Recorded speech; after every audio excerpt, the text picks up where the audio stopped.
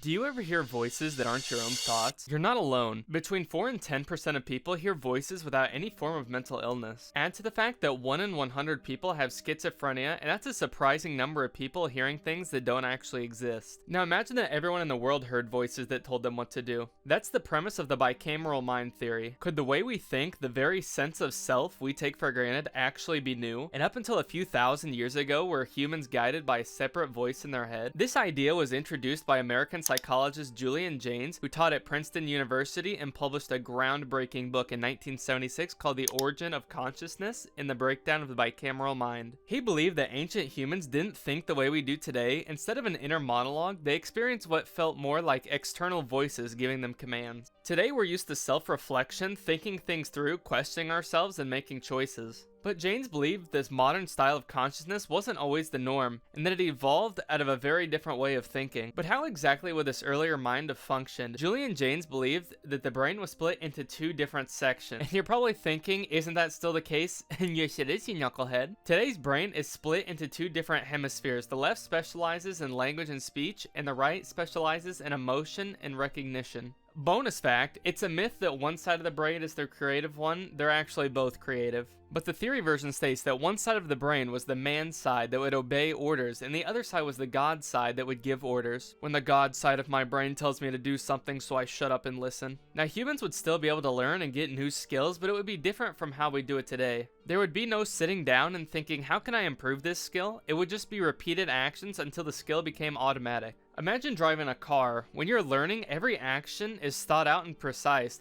But give it a year and you'll be driving your FedEx truck watching TikTok while drinking a beverage that rhymes with blood kite. And what I'm saying here is you don't think about driving now, you just space out and arrive at your destination. Interestingly, this kind of automatic, unreflective behavior has some surprising parallels to mental states we see today, especially in people who experience auditory hallucinations or conditions like schizophrenia. Just like bicameral minds, many of these individuals describe hearing voices that feel external and authoritative, often guiding their actions without question. We even see this in less extreme cases like sleep paralysis or trauma-induced voices, where people can hear clear commands or conversations that aren't actually there. If I can find an interview that describes someone experiencing this, I'll play it here.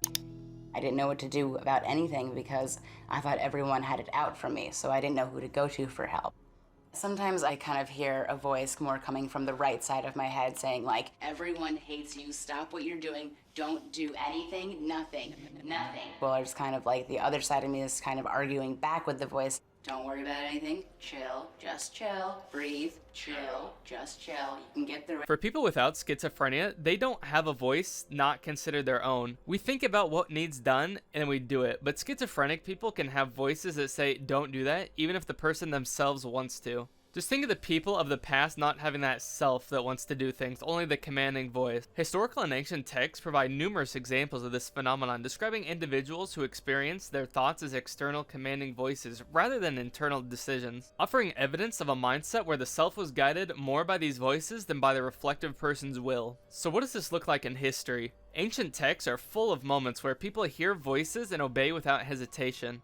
In Homer's Iliad, characters like Achilles frequently receive direct commands from gods, such as when Athena physically restrains him and speaks to him in Book 1, and they follow these instructions without inner deliberation. Similarly, in the Epic of Gilgamesh, the hero and his companion Enkidu obey the gods' instructions like Shamash, urging during the Battle of Humbaba, as if the voices were external authorities rather than their own thoughts. I couldn't say any of those names. The Bible provides comparable example in 1 Samuel 3, where the young prophet Samuel hears voices calling his name at night and mistakes it for Eli before realizing it is God, demonstrating how these voices were experienced as separate from self. All these examples show God speaking directly to people and people immediately obeying the orders. But like in the Iliad example, he is physically restrained, but whatever, I'm gonna tear these up later. Unlike the characters in these ancient texts, we rarely experience our thoughts as external commands today. We pause, weigh our options, and often question our impulses instead of immediately obeying them. Just like when I had a hammer near the fish tank, I suppressed the urge to shatter it, and they lived to swim another day. This reflective inner monologue, the sense of self making decisions, is exactly what Julian Jaynes believed was largely absent in the minds of ancient humans. So what happened? If they thought like that, why don't we? Jaynes believed the bicameral mind disappeared around 1200 BCE. For reference, this time was around the Trojan War, you know, the one with the big horse. Around this time, far more complex societies were being formed. Instead of small hunter-gatherer groups, we were starting large cities with complex societies. The idea of hallucinations would become highly impractical. How can the commanding voice in your head that's shouting random orders guide you to run a government or fight in a massive war? People need to weigh options, strategize, and question authority to survive. In that inner monologue, the modern sense of self started taking over. The theory is great until you start picking it apart like a fat guy eating snow crab legs. First off, the examples are mostly BS. I feel like number one, if a god's telling you to do something, no fucking shit you're gonna do it. Number two, the Iliad's literally full of gods doing tons of shit. Like in book 21, they're literally fighting like it's the WWE. Two of the examples are just fiction. The other one's the Bible, which I won't push any beliefs on you. But given the god is just speaking directly to Samuel, I don't see that proves the theory at all. I feel like the examples just take snippets of larger stories to push the theory. Neuroscientists respect the creativity of Jaynes' theory, but most of them think it's a stretch. Our brains back in 1200 BCE were physically the same as they are today, and not much hard evidence that entire civilizations were just obeying random god voices. But the overlap with how modern people experience auditory hallucinations is still kinda interesting and kinda creepy. The theory has long since fallen out of mainstream science, but it's still held by people who find the idea interesting, like psychologists and philosophers.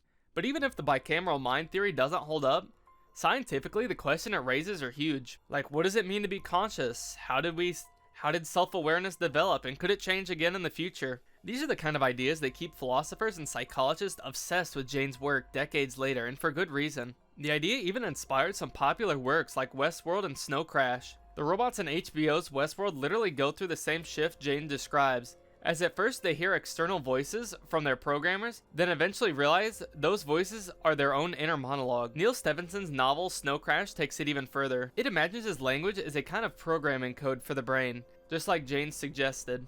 In the story, an ancient Sumerian mind virus can literally hack people's brains through language, a direct nod to the bicameral mind theory. And here's the wild part, if consciousness could change once in the past, what's stopping it from changing again?